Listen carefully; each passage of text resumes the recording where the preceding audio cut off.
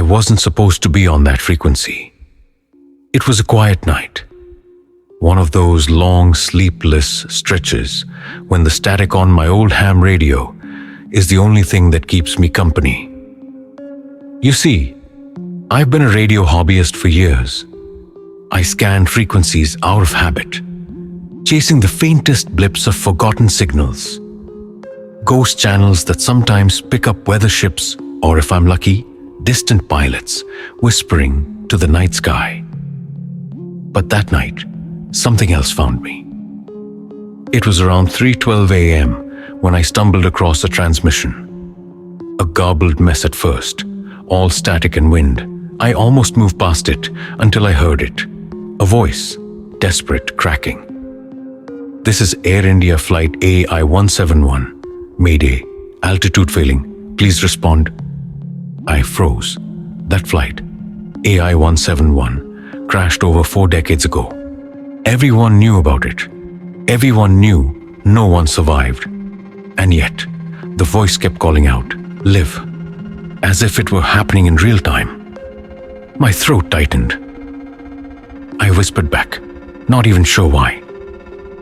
"This is ground contact. Go ahead. I hear you." There was a long pause. Only the sound of panicked breathing on the other end. Cabin pressure failing. They're on board. They're not supposed to be here. Something about his voice so raw, so present. This wasn't some old recording. I pressed again. "Who's on board?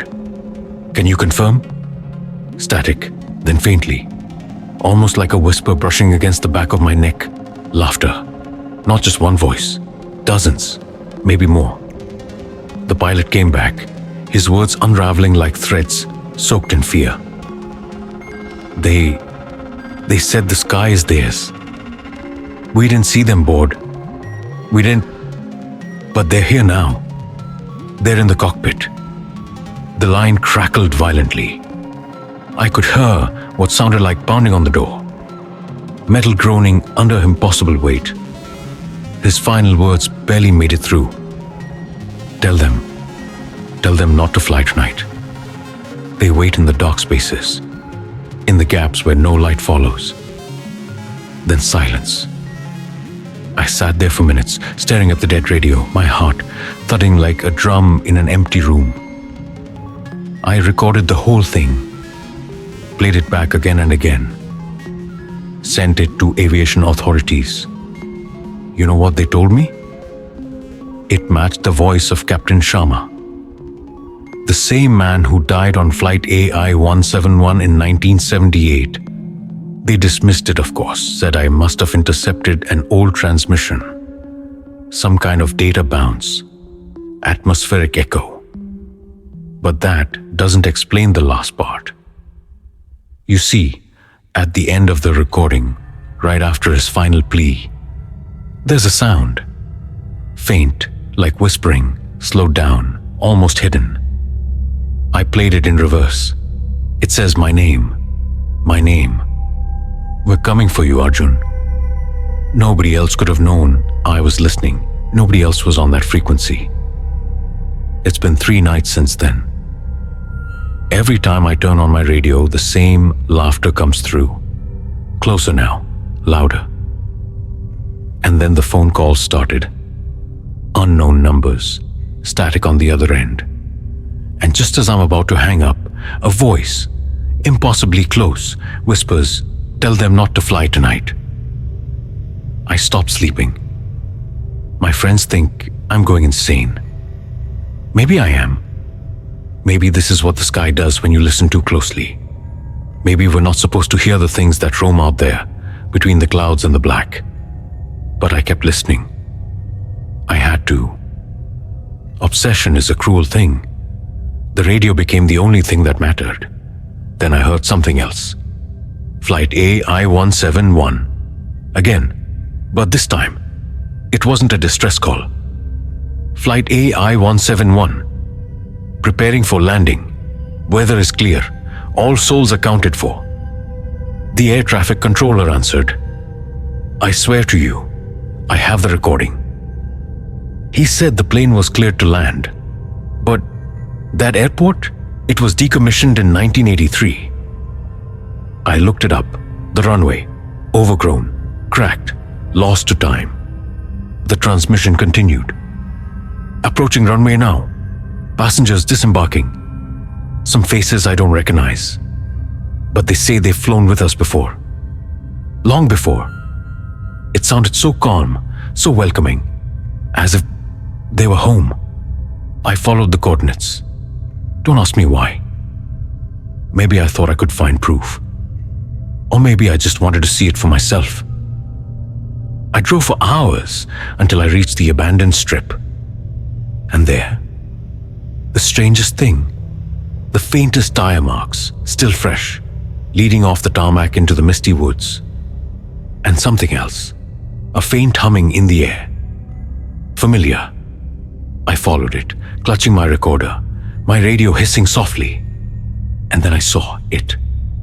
The tail of a plane, half swallowed by the trees, its livery faded but unmistakable.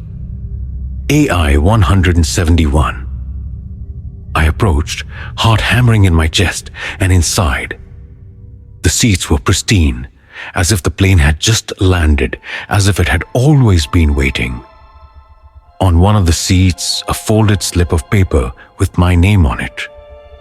Arjun, your boarding pass. I ran. God, I ran. But the radio kept calling me back every night. The voices get closer. Sometimes I hear them outside my window, whispering that it's time to board, time to take my seat. And now I'm telling you.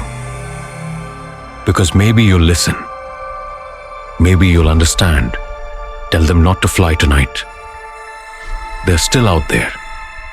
And they have room for one more. But the story doesn't end there. The more I ignored their calls, the more persistent they became. The voices didn't just stay on the radio anymore. I began seeing shadows moving across my apartment walls. Not reflections, not tricks of the light. Full shadows, shapes that didn't belong to me.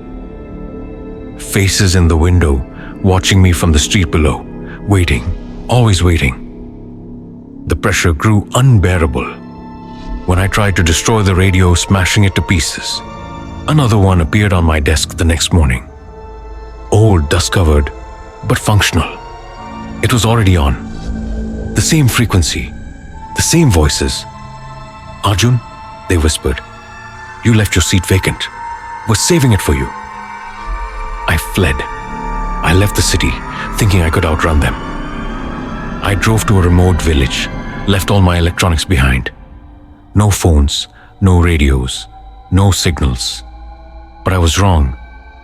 I started hearing them in the wind, in the distant roll of thunder, even in the crackling firewood. They're not bound by distance. And one night, as I sat in a friend's cabin, far from any flight path, I heard it again. The rumble of jet engines overhead. Impossible in that airspace. I ran outside, looked up, and there it was. A shadowed plane gliding silently, impossibly low. The call sign painted faintly along its belly. AI 171. They'd found me. I don't remember falling asleep that night, but I remember waking up to a boarding pass on my pillow. My name scrawled in perfect handwriting. Final call. I've come to understand something terrible. There are flights that don't end. Flights that don't need airports or fuel. Flights that drift in the liminal spaces between the living and the dead, seeking passengers to fill their eternally vacant seats. And they won't stop until they've claimed me. They won't stop until they've claimed someone. If you're hearing this, if you found my recorder, if you stumbled upon this transmission, I need you to destroy it. Destroy the recording. Block the frequency. Because once you listen, they start to know you too. And they always have room for one more. I hear them now. Outside the cabin. The engines humming. The wheels touching down. They're here. Time to board.